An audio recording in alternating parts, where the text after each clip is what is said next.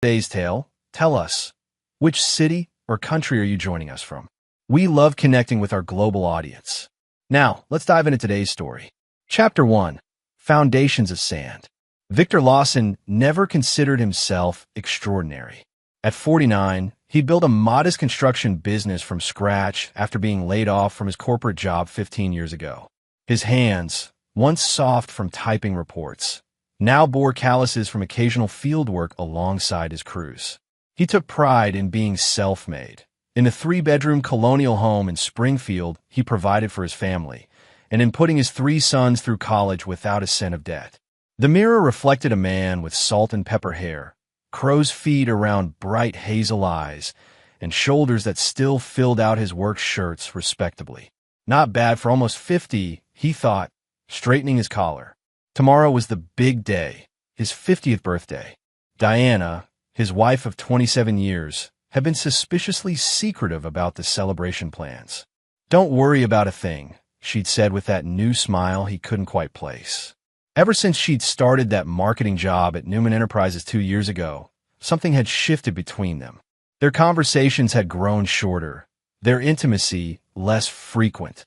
"It's normal," his brother Terrence had assured him. 27 years is a long time. Passion ebbs and flows. But Victor sensed it was more than that. Diana came home later, often smelling of unfamiliar cologne she claimed was from hugging clients. Her phone was perpetually face down or locked. Still, he trusted her, or wanted to. His sons had changed too. Noah, 26, working at a prestigious law firm in the city, barely called. Liam, 24, a financial analyst, repeatedly delayed family visits. Anthony, 22, fresh out of business school, lived at home but rarely emerged from his room except to ask for money. Victor blamed himself for their distance. Had he worked too much while they were growing up? That evening, Diana arrived home nearly at midnight. "Last-minute preparations," she said, brushing past him. "Tomorrow will be unforgettable." Victor nodded, swallowing the question about why her lipstick was smudged. Trust, he reminded himself. 27 years earned some faith. Later, checking his email before bed, Victor found a message misdelivered from an unknown address to his account. "Everything's set for tomorrow." He has no idea what's coming. He stared at the screen, an uneasy feeling settling in his stomach. Probably just birthday surprise coordination, he reasoned, closing his laptop. Upstairs, Anthony's door opened a crack as Victor passed. "Dad," Anthony called softly. "Hey, buddy, need something?" Anthony hesitated. "Just be ready for tomorrow, okay? Should I be worried?" Victor chuckled. "No, just." Anthony's expression was unreadable. "Never mind. Happy early birthday." Victor slept poorly that night, plagued by dreams of faceless laughter and doors closing in his face. Chapter 2, The Spectacle. The Oak Ridge Country Club's banquet hall buzzed with voices. Victor recognized business associates, extended family, and old friends mingling around elegantly decorated tables. Diana had obviously spared no expense, a fact that struck him as odd given their recent arguments about household budgets. "There he is," Diana's voice carried across the room.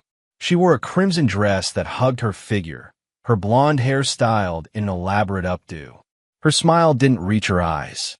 "Happy birthday, old man," Noah said, approaching with his brothers. All 3 wore matching suits Victor had never seen before. "We have a special presentation prepared," Liam added, exchanging glances with Diana. Victor's brother Terrence squeezed his shoulder. "You okay? You look tense." "Just surprised by all this," Victor answered, watching Diana whisper something to a tall, dark-haired man he didn't recognize. The man nodded, placing a hand briefly on Diana's lower back. "Everyone take your seats," Anthony announced. "The show's about to begin." Obediently, Victor sat at the central table. The lights dimmed, and a projector screen descended from the ceiling. "We've prepared something special," Noah spoke into a microphone. "A little retrospective we call The Life and Times of Victor Lawson." The screen illuminated with a title card, "Failure, a Life Story." What followed was meticulously edited footage and photos spanning decades. Victor missing a game-winning shot in high school, captioned athletic failure, his college rejection letters, the day his corporate bosses laid him off, business setbacks, arguments with Diana, caught on home videos he never knew existed. Between segments, Diana narrated in voiceover. He failed as a husband, failed as a father, and failed as a man. I left him because he couldn't satisfy me in any way. The room fell awkwardly silent except for scattered nervous laughter. Victor sat immobile, blood roaring in his ears. The finale showed all three sons alongside Diana and the dark-haired stranger who had his arm around her waist. And so, Liam concluded on screen, "We're legally changing our last name to Newman, after Russell Newman, our mother's true partner and our new role model." The screen went black. Russell Newman, the owner of the company where Diana worked, stood and took a theatrical bow. Victor slowly rose. Faces stared, some horrified, others amused, a few pitying. "Thank you all for coming," he said quietly. "Enjoy the rest of your evening." He walked out, ignoring Diana's performative call of, "Victor, don't be so sensitive." In his car, he sat motionless, then pulled out his phone to silence the incoming calls. The screen already showed 37 messages from guests. Chapter 3. Ashes and Embers. Victor spent 3 days in a budget motel, phone turned off, emerging only for vending machine food and whiskey from the liquor store across the street. On the fourth morning, he stared at himself in the spotted bathroom mirror and barely recognized the hollow-eyed stranger looking back. "Enough," he whispered. He showered, shaved, and drove to his bank, where he spoke with Bradley Wilson, the manager who'd approved his first business loan years ago.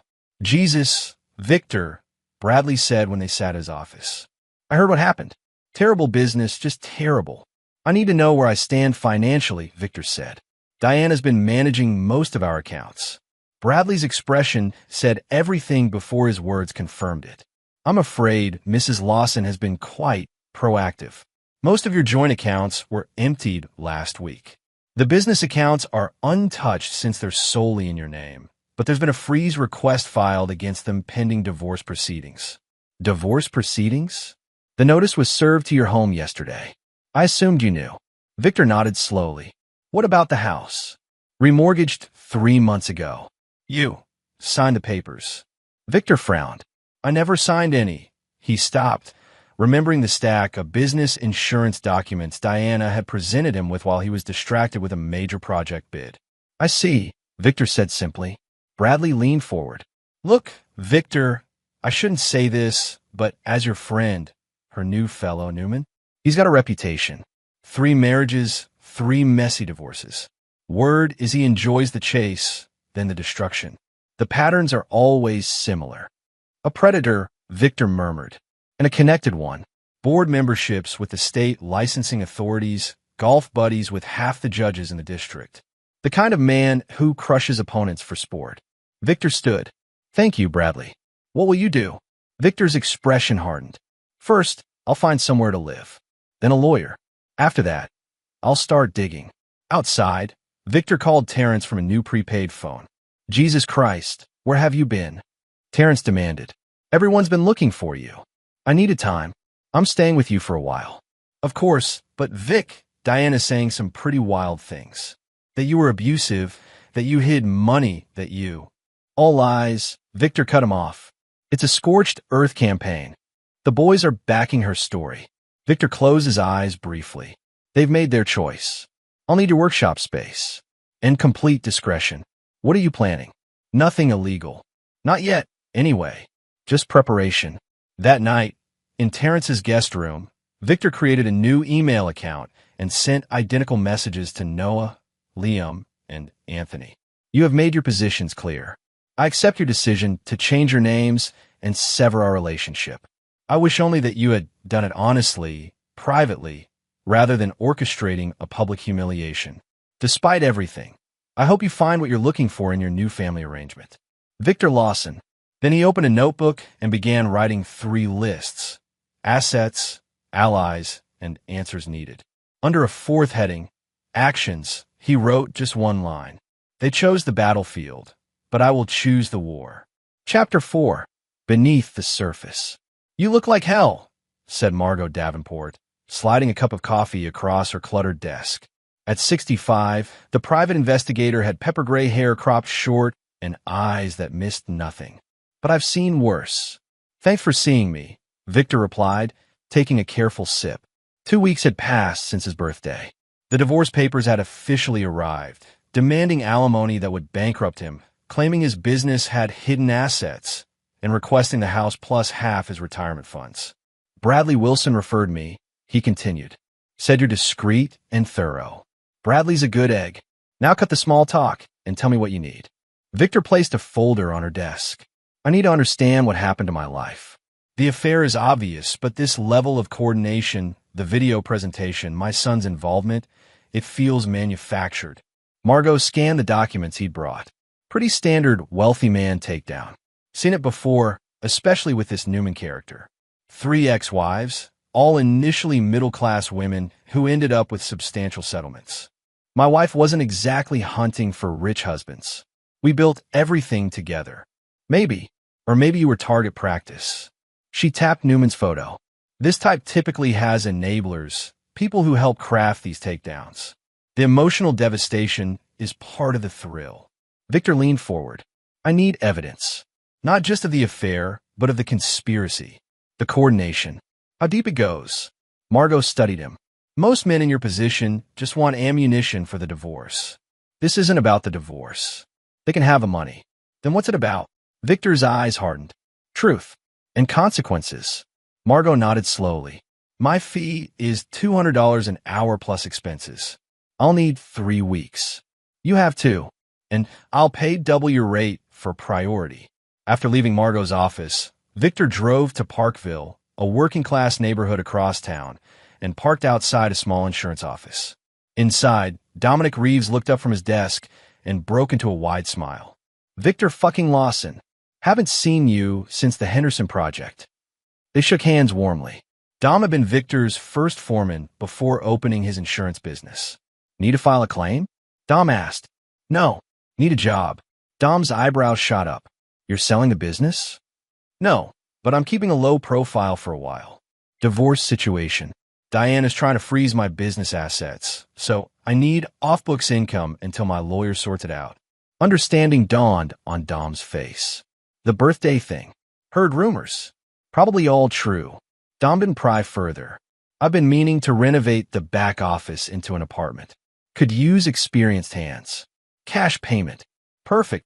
For the next 2 weeks, Victor worked 12-hour days renovating Dom's office, slept on Terrence's couch, and met with his lawyer, Sandra Ortiz, who specialized in high-conflict divorces. They're overreaching, Sandra told him. Newman's pulled this before, but usually with more groundwork. This feels rushed, meaning they've made mistakes. Keep your head down, don't retaliate publicly, and document everything. Meanwhile, Margot was earning her fee. Her first report detailed Diana's affair. 18 months, not the 2 years Victor had suspected, along with evidence Newman had pursued her aggressively after meeting her at a charity function. The second report was more disturbing. Newman had a private email server where he, Diana, and the boys had planned the birthday humiliation over 3 months, with Newman coaching them on what to say and how to gather embarrassing material. Most shocking was the third report. Newman had approached Victor's sons individually before the affair began. Casual meetings, mentorship offers, promises of connections. The grooming had started before Diana was even in the picture. He targeted your entire family, Margot explained, showing Victor surveillance photos of Newman with Noah at an exclusive club dated 3 months before Diana started working for him. Diana wasn't the predator. She was another prey item. But once recruited, she became an active participant. Victor absorbed this silently. There's something else, Margot continued. Newman's company is struggling. 2 failed product launches, an SEC investigation that was quietly closed, and rumors of cash flow problems. His lifestyle hasn't changed, but he needs money, Victor finished. And Diana thinks I have it hidden somewhere. Exactly. Victor paid Margot her fee plus a generous bonus. I may need more help later. Just be careful, she warned. Newman's got a vindictive streak. Previous adversaries have had mysterious accidents. though nothing was ever proven. That night, Victor added extensive notes to his growing plan. The pieces were falling into place, but he needed more leveraged time and, above all, patience. Chapter 5. Counter-moves. Victor's temporary office was a storage room at his construction company's warehouse. His operations manager, Floyd Peterson, was the only employee who knew where to find him. "Another certified letter from her lawyer," Floyd said, dropping an envelope on Victor's makeshift desk. "And Newman's been sniffing around, asking questions about company finances." Victor opened the letter. "Now, they're claiming I've hidden assets in cryptocurrency." "Creative. What's our play, boss?" Victor looked up. Floyd, a bearish man with 30 years in construction, crossed his arms. "I've worked for you 15 years. You gave me this job when no one else would hire an ex-con. You think I'm jumping ship because your wife's playing dirty?" Victor felt a rush of gratitude. They're trying to devalue the company before asset division. We need to appear struggling, but not failing. So, selective project delays? Supply chain issues? Exactly. Nothing that hurts our clients, just enough paper trail to show cash flow concerns. Over the next month, Victor maintained his low profile while carefully orchestrating his company's apparent struggles. Sandra Ortiz advised him on exactly how far he could go without raising legal red flags. Meanwhile, Victor cultivated relationships with Newman's 3 ex-wives, approaching them carefully through Margot's connections. The first, Bevelyn Morley, now ran a successful interior design business. "Russell's a vampire," she told Victor over coffee. "He doesn't just want women. He wants families he can consume. Breaking up your family wasn't incidental. It was the point. But why my family specifically?" Bevelyn studied him. "Did you ever refuse him something? A business deal? A favor?" Victor thought back. 3 years ago, my company was bidding on a development project. Newman wanted inside information on our bid so his friend could undercut us. I refused. That'd do it. He collects slights like trophies. The second ex-wife, Teresa Kemp, was initially hesitant to meet, but eventually agreed. "The sons were new," she admitted. "With me, it was my sister he turned against me. But the pattern's the same: isolate, replace, destroy." She provided Victor with records showing Newman's financial manipulations during their divorce. Useful templates for what Victor might expect. The third ex-wife proved most valuable. Patricia Welsh had fought back against Newman and suffered for it. After signing an NDA as part of her settlement, she wouldn't speak directly about Newman, but she introduced Victor to Kent Bailey, her former private investigator. Kent was retired now, tending bar at a dive called the Rusty Nail. "Newman's got a system," he explained, pouring Victor a whiskey after closing. "Find a target family. Identify the weakest connections, usually between father and children. Exploit. After the family's destabilized, go after the assets." "How does he find these weaknesses?" Kent snorted. "Social media. Usually. Your kids oversharing about family fights. Employees with grudges. He's got people who compile dossiers." "People like who?" "There's a lawyer, Vince Schultz. Does the dirty work, keeps Newman's hands clean. And a woman, Moira Lancaster, runs a PR firm that's really Newman's personal intelligence agency." Victor added these names to his growing map of Newman's network. Each conversation revealed more about the spider's web he was caught in, and more importantly, where the weak strands might be. But Newman wasn't sitting idle. Victor's company lost 3 major bids to suspicious undercutting. Building inspectors suddenly found minor violations at his active job sites. A key employee was poached with an offer too good to refuse. Most painful was the wall of silence from his sons. The divorce filings included affidavits from all 3, repeating Diana's fabricated claims of emotional abuse and financial manipulation. Public opinion in their social circles had turned decisively against Victor.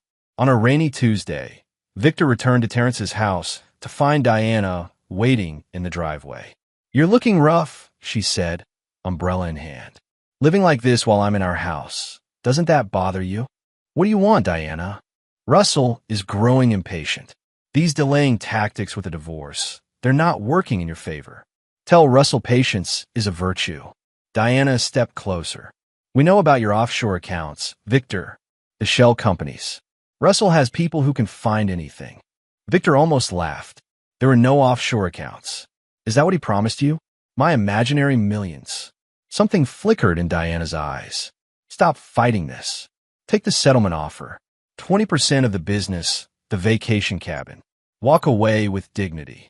Like you did at my birthday party? She flinched slightly. That was necessary to make a clean break. Tell me something, Victor said quietly. When did he first approach Noah? Was it at that charity golf tournament 2 years ago? Diana's face paled slightly. I don't know what you're talking about. I think you do. I think you're starting to realize exactly what kind of man you've allied yourself with, and what he really wants. You don't know anything, she snapped, but uncertainty had crept into her voice. I know Russell Newman better than you think. Tell him I'm looking forward to our next meeting. After Diana left, Victor called Margot. I need everything you can find on Vince Schultz and Maura Lancaster. And I think it's time for Phase 2. Chapter 6, Foundations of Stone.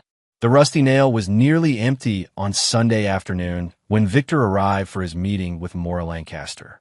Getting her here had required careful manipulation, an anonymous tip about a potential high-profile client, the promise of information on a competitor, and subtle pressure points Margot had identified.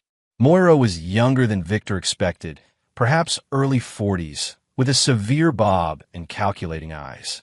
This better be worth my time, she said, sliding into the booth opposite him.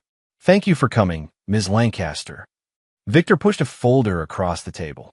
I believe you've been compiling information on me and my family for Russell Newman.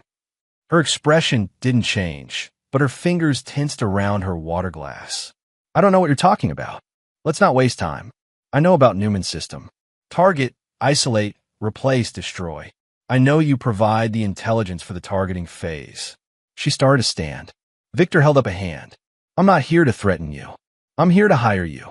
That stopped her. Excuse me. Russell Newman is a parasite. You know it better than most. You've witnessed the pattern over and over. And I suspect you're getting tired of it. Her eyes narrowed. You can't afford me. I can't afford your firm.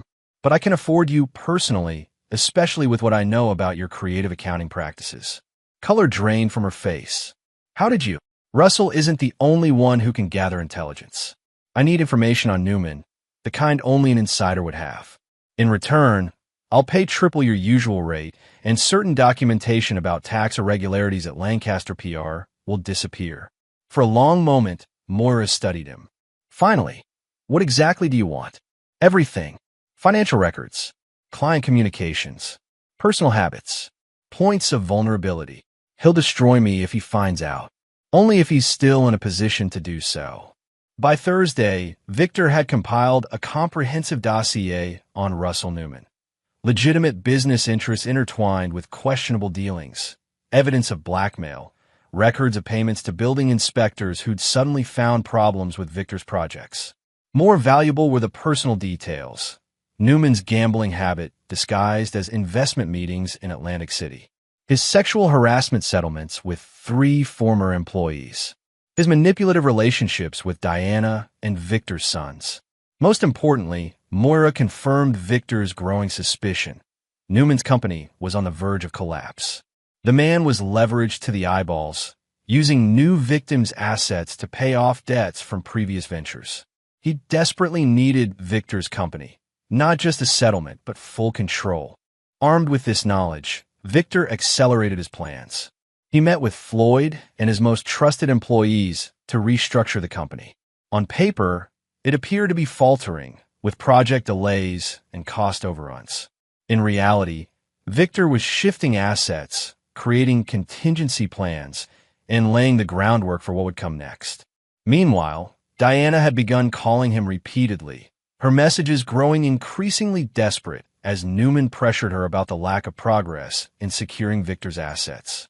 During a rare court appearance for the divorce proceedings, Victor noticed the strain showing on Diana's face. Newman sat beside her, externally composed, but drumming his fingers impatiently on the table. When the judge granted another delay due to incomplete financial discovery, Newman's mask slipped briefly, revealing naked fury. Outside the courthouse, Victor felt a hand on his arm. It was Anthony, his youngest son, looking uncomfortable in an expensive suit that didn't quite fit him. "We need to talk," Anthony said quietly. "Not here." They met at a diner 20 miles outside town. Anthony slid into the booth, eyes darting nervously. "Russell's not what we thought," he began without preamble. "The things he promised, the connections, the opportunities, they haven't materialized. Instead, he's been demanding." "Demanding what?" "Information about your business. Access to your computer. Anything that might help them find where you've hidden the money." Anthony's fingers made air quotes. "Dad, is there hidden money?" Victor studied his son's face. "Would it matter if there was?" Anthony looked down. "At first, maybe. We believed what Mom and Russell told us. That you've been secretive, controlling. That you held the family back. The birthday thing. It wasn't my idea, but I went along with it. Why come to me now?" "Last week, I overheard Russell on the phone. He was talking about what happens when Lawson is out of the picture." It didn't sound metaphorical. A cold weight settled in Victor's stomach. "Has he threatened me directly?" "Not exactly, but he's obsessed with breaking you. And lately, he's been meeting with some sketchy people. Ex-military types." Anthony swallowed hard. "Dad, I think he's dangerous. Really dangerous. So why warn me? Why not just let it play out?" Anthony's eyes welled up. "Because you're my father, and I made a terrible mistake." Victor reached across the table and gripped his son's hand. "Listen carefully. I have a plan, but I need to know if I can trust you." "You can. I swear." "Then here's what I need you to do." That night, Victor called an emergency meeting with his team: Margot, Sandra Ortiz, Terrence, Floyd, and now Anthony. In Terrence's garage, surrounded by maps and documents, Victor outlined what they'd learned and what came next. "Newman's desperate and dangerous," he concluded. "He's accelerating his timeline because his financial house of cards is collapsing. We need to move faster than planned." "What about Mom?" Anthony asked. "Is she in danger?" "Only from her own choices," Victor replied. "But we'll give her one chance to get clear before we proceed." Margot raised an eyebrow. "You still care about her?" "After everything. 27 years leaves marks," Victor said simply. "But make no mistake, I haven't forgotten what she did. What any of them did. And I won't forgive it." He turned to the whiteboard where he'd mapped out Newman's vulnerabilities. "Newman chose the most public, humiliating way to destroy me. We're going to return the favor, but with one key difference." "What's that?" Sandra asked. Victor's smile was cold. "Everything we do will be absolutely, unquestionably legal. He won't see it coming until it's too late." Chapter 7. The Trap is Sprung. The Springfield Business Excellence Awards was the social event of the season, bringing together the city's elite for an evening of recognition and networking. Russell Newman attended annually, using the event to court investors and intimidate rivals. This year, he arrived with Diana on his arm, both immaculately dressed, smiling for photographers. Newman appeared confident, though insiders noted he'd been drinking heavily at the pre-event reception. "Quite a turnout," Diana murmured, scanning the ballroom. "Is that Victor at table 7? Newman's head snapped around. Indeed, Victor Lawson sat at a prominent table, engaged in animated conversation with Bradley Wilson and several bank executives. He looked better than Diana had seen him in months. Tailored suit, trimmed hair, relaxed posture. "Ignore him," Newman growled. "He's putting on a show, trying to make us think he's not desperate." Their table companions included Newman's lawyer, Vince Schultz, and 2 potential investors Newman had been courting. Noticeably absent were Noah and Liam Lawson Newman, who had abruptly canceled that morning. The ceremony began with standard speeches and awards for community service and innovation. Then the MC announced, "Our final award tonight is special. The Phoenix Award for a business that has overcome significant challenges to emerge stronger. This year's recipient, Victor Lawson of Lawson Construction." Applause filled the room as Victor approached the podium. Newman clutched his whiskey glass so tightly Diana feared it might shatter. "Thank you," Victor began. "The past year has indeed presented challenges, some business-related, others quite personal." Soft laughter rippled through the crowd. Everyone knew about the birthday disaster. But challenges reveal character. They show us who stands with us when things get difficult. I'm fortunate to have discovered both my true enemies and my true friends. Victor's gaze swept the room, briefly meeting Diana's eyes before continuing. Tonight, I'm pleased to announce that Lawson Construction has secured exclusive contracts with Meridian developers for 3 major projects totaling over $40 million. Gasps and murmurs spread through the audience. Meridian was Newman's biggest competitor, and these contracts represented the largest development deal in the city's history. Additionally, Victor continued, I've established the Lawson Integrity Foundation, dedicated to supporting victims of financial predation and family manipulation. The foundation's first public report on predatory patterns in business and personal relationships will be published next week. Newman stood abruptly, bumping the table and spilling drinks. This is a farce, he hissed to Diana. We're leaving. But as they turned to go, 2 men in suits approached their table. Mr. Newman? I'm Agent Donovan with the FBI. This is Agent Miller. We need to speak with you immediately regarding certain financial irregularities at Newman Enterprises. The room fell silent as Newman was escorted out, his face ashen. Diana remained frozen in her seat, watching her carefully constructed new life implode in real time. After the ceremony, Victor approached her table. You should call your lawyer, he said quietly. Things are about to get complicated. What have you done? She whispered. Nothing illegal. Unlike your boyfriend. You placed a business card on the table. This attorney specializes in helping partners of individuals under federal investigation. You might need her. Anthony met Victor at the valet stand. It worked, he said, voice trembling with adrenaline. Exactly like you said it would. Victor nodded. Newman's been running a Ponzi scheme through his investment division. Once Moira gave us the documentation, it was simply a matter of presenting it to the right authorities. And Noah and Liam? They received similar information this morning, along with evidence of how Newman manipulated them against me. Their absence tonight was telling. In the weeks that followed, the full extent of Newman's crimes became public. The FBI investigation revealed a pattern of fraud stretching back years. Newman's carefully constructed empire began crumbling under scrutiny. Victor had been meticulous. Every piece of evidence was obtained legally. Every move was documented and witnessed. Newman's attempts to claim entrapment or conspiracy fell flat against the mountain of evidence compiled by Maura Lancaster, who had turned state's witness. Diana filed for divorce from Newman barely a month after his arrest, claiming she'd been deceived about his character and business practices. Her attempt to reconcile with Victor met with a polite but firm refusal. The divorce is final next week, he told her during their last meeting. You'll receive exactly what the law entitles you to. No more, no less. I don't wish you ill, Diana, but I don't wish you well either. You're simply someone I used to know. Chapter 8. Accounting of Souls. Rain pelted the windows of Victor's new downtown apartment as he reviewed the final settlement documents. The divorce had concluded with Diana receiving considerably less than she'd expected. The house required extensive repairs due to recently discovered foundation issues, and Victor's business had recorded its lowest quarterly profits in 5 years during the asset evaluation period. What Diana didn't know was that Victor had strategically timed these setbacks to coincide with the divorce proceedings, with projects deliberately delayed and revenue temporarily diverted through legal but complex means. The moment the divorce was finalized, Lawson Construction miraculously recovered, with the Meridian contracts moving forward at full speed. A knock at the door interrupted his thoughts. Anthony stood in the hallway, soaking wet. I didn't know where else to go, he said. Noah and Liam won't talk to me since I testified. Victor ushered him inside. Have you spoken to your mother? She's leaving town, selling the house.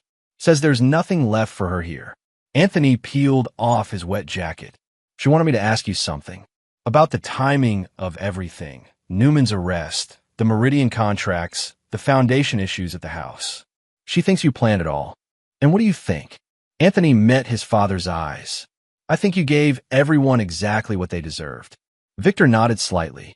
How are your brothers handling Newman's upcoming trial? Badly. They've been subpoenaed as witnesses. The name change paperwork is stuck in legal limbo because of the ongoing investigation. They're furious with me for switching sides. You didn't switch sides, Anthony.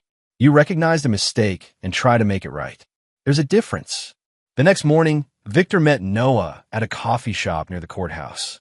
His oldest son looked haggard, with dark circles under his eyes and a nervous tick in his left cheek. "Thanks for coming," Noah said stiffly. "You said it was important." Noah pushed a folder across the table. "My testimony for Newman's trial. I thought you should see it." Victor scanned the document, his expression unchanged. Noah had detailed how Newman had approached him, gradually poisoning him against his father with promises and manipulations. "Why show me this?" "Because I want you to know I understand what happened, how we were used." Noah's voice cracked slightly. "But also because I need you to know that before Newman, there was already distance between us. Real problems that made us vulnerable to him." Victor closed the folder. "I know that. Will you ever forgive us?" Victor studied his oldest son. "Forgiveness isn't something I'm capable of right now. Maybe never. But I'm willing to acknowledge that Newman is primarily responsible for what happened. And Mom, your mother made her choices, as did you and Liam. And Anthony found his way back. That counts for something." Noah nodded slowly. "The foundation you started. The one investigating people like Newman. Liam, and I want to help. Anonymously at first. It doesn't fix anything, but it's a start," Victor conceded. Russell Newman's trial became a media sensation. Each day revealed new details of his schemes, his manipulation of vulnerable families, his financial frauds. Victor attended sporadically, sitting silently at the back of the courtroom, watching Newman's carefully constructed facade crumble under the weight of evidence. Diana testified early in the proceedings, claiming she'd been another victim. On the stand, she looked older, subdued, her designer clothes replaced by a modest suit, her expression contrite as she described how Newman had systematically isolated me from my ethical foundations. When she saw Victor in the gallery, she nodded slightly. He did not nod back. Noah and Liam testified about Newman's grooming tactics, how he'd exploited existing family tensions and gradually turned them against their father. Their testimonies were damning, painting Newman as a calculating predator who targeted entire families. Victor's own testimony was brief and factual. He described Newman's approach, the birthday humiliation, and the subsequent harassment, all without emotion or embellishment. His calm recounting made the events all the more shocking. After court adjourned that day, Victor found Liam waiting by his car. "I've been offered a job in Chicago," Liam said without preamble. "I'm taking it. Fresh start. Probably wise," Victor replied. "I don't expect forgiveness," Liam continued. "But I want you to know I'll be making monthly donations to your foundation. Under my birth name, Lawson." Victor unlocked his car. "Good luck in Chicago, Liam." "That's it? Just good luck? What did you expect? A tearful reconciliation? You participated in my public humiliation. You signed court documents accusing me of abuse. Actions have consequences." Liam swallowed hard. "Do you hate us?" Victor paused before answering. "No. Hate requires energy I'm no longer willing to expend on the past. I've rebuilt my life without you in it. That's neither punishment nor revenge. It's simply reality." As Liam walked away, shoulders slumped, Victor felt nothing but a distant, hollow ache where family bonds had once been. Chapter 9. New Foundations. 1 year after the infamous birthday party, Victor stood on the observation deck of Springfield's tallest building, overlooking the city lights. The Meridian Lawson Plaza was nearing completion below, the first of 3 major developments that had transformed his company from respectable to prominent. His phone vibrated with a text from Terrence. Everything's set for tomorrow. Tomorrow. His 51st birthday. Unlike last year, this would be a small gathering. Terrence, Floyd, Margot, Sandra, and Anthony. People who had stood by him, who had helped him rise from the ashes. Russell Newman had been sentenced to 12 years in federal prison after pleading guilty to multiple fraud charges. His empire had collapsed entirely, with creditors fighting over the remains. Vince Schultz had been disbarred. Maura Lancaster had received immunity for her cooperation and moved to Seattle to start over. Diana had eventually settled in Phoenix, taking a marketing position with a mid-sized firm. According to Anthony, who maintained limited contact, she was getting by, but not thriving. She had sent Victor a long letter of apology 6 months after the divorce. He had read it once, then filed it away without response. Noah had remained in Springfield, gradually rebuilding a cautious relationship with Victor centered primarily around the Lawson Integrity Foundation. They met monthly to discuss foundation business, their personal interactions still formal, but no longer hostile. Liam rarely communicated directly, though his promised donations to the foundation arrived punctually every month. And Anthony, Victor glanced at his watch. Anthony would be arriving any minute for their weekly dinner. His youngest son had enrolled in business courses at the local university and worked part-time at Lawson Construction, learning the business from the ground up. Forgiveness remained elusive, but routine had created its own form of healing. Not the restoration of what was lost, but the construction of something new on solid ground. "Thought I'd find you up here," Anthony said, stepping onto the observation deck. "Pre-birthday reflection?" Victor turned, offering a small smile. "Something like that. Any regrets?" "About how everything played out?" Victor considered the question. Newman's destruction had been comprehensive. The man had lost everything: freedom, reputation, wealth. Diana had been publicly humiliated as both victim and accomplice. Noah and Liam lived with the consequences of their betrayal daily. "No," Victor said finally. "Everyone made their choices, including me. Mom called today," Anthony said carefully. "Wanted to know if you ever mention her." "What did you tell her?" "The truth. That you've moved on. That you don't look back." Victor nodded, turning again to the cityscape.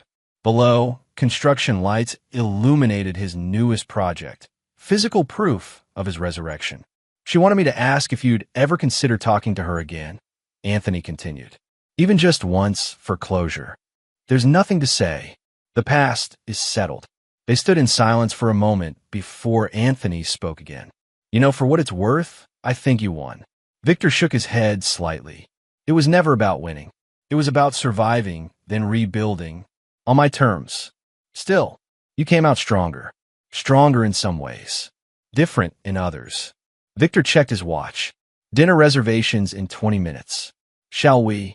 As they walked to the elevator, Victor reflected on the journey of the past year. He had lost a family, but gained clarity. The people who had tried to destroy him had instead forced a reckoning, compelling him to discover reserves of strength he hadn't known he possessed. Tomorrow he would turn 51, surrounded by people who had proven their loyalty. His company was thriving. His foundation was making a difference for others who had been targeted by predators like Newman. The trap he had set had sprung perfectly, delivering precisely calibrated consequences to each person involved in his humiliation.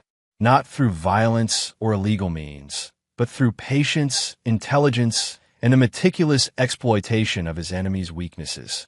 Diana had wanted a wealthy provider and found a prison of her own making. Newman had wanted to destroy a man, but destroyed himself instead. Noah and Liam had betrayed their father for promised advantages that never materialized, left now with regret and damaged reputations. And Victor? He had wanted justice, and he had created it with his own hands. As the elevator descended, Anthony asked, "What's next?" Victor considered the question. The past was settled. The accounts balanced. The debts paid. "Whatever I choose," he answered simply. "On foundations no one can shake." And there you have it. Another story comes to an end. What did you think? I'd love to hear your thoughts in the comments below. If you enjoy this story, consider joining our community by subscribing. It means the world to us. For more stories like this one, check out the recommended videos on screen. And I'll see you there.